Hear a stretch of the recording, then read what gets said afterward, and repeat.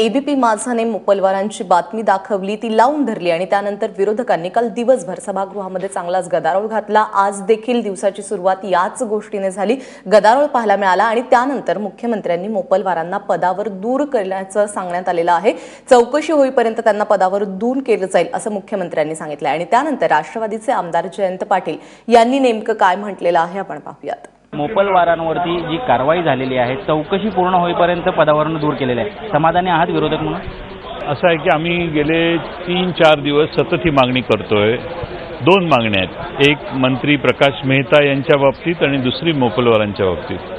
आता सभागृह चालत नाही आणि सभागृहात विरोधक फार आक्रमक झालेले आहेत असं म्हटल्यावर दोघातल्या एकाचा बळी द्यायचा म्हणून मोपलवारांना बाजूला करण्याचा निर्णय मुख्यमंत्र्यांनी त्यांचा ड्रीम प्रोजेक्ट समृद्धी मार्ग या ड्रीम प्रोजेक्टवर एमडी म्हणून MSRDCचं काम करणाऱ्या मोपलवारांना नाईलाजानं शेवटी काहीच चालत नाही म्हटल्यावर त्यांना बाजूला केलेलं आहे। आमची मागणी आहे प्रकाश मेहतांच्या बाबतीतही त्यांना लवकर निर्णय घ्यावा लागेल, कारण त्यांनी तर यांच्या नावाचा दुरुपयोगच केलेला आहे। आमच्या वेळे MSRDCचे MD म्हणून ते काम करत नव्हते किंवा त्यांना प्राईम पोस्टिंग दिलं नव्हतं।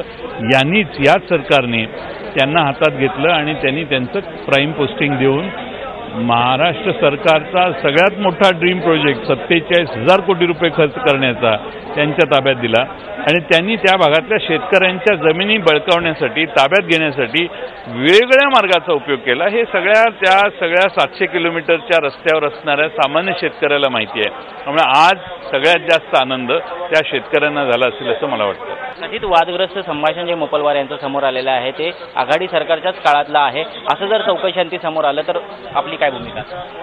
असं आहे की आमच्या काळात असो किंवा या भाजपाच्या काळात असो हा मुद्दा महत्त्वाचा नाही। या सरकारचा सगळ्यात मोठा वीक पॉईंट काय, काही झालं की तुमच्या काळात होतं। अहो आमच्या काळात असेल तरी आज तुमच्या काळात निदर्शनाला आलं, लक्षात आलं, एखादी गोष्ट लक्षात आल्यावर आज ॲक्शन घ्या ना।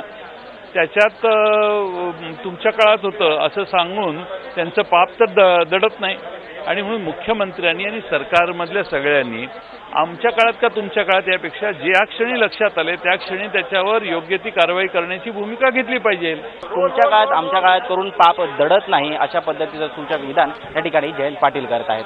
कॅमेरा पर्सन अरविंद वारगे सोबत ऋत्विक भालेकर, एबीपी माझा, मुंबई।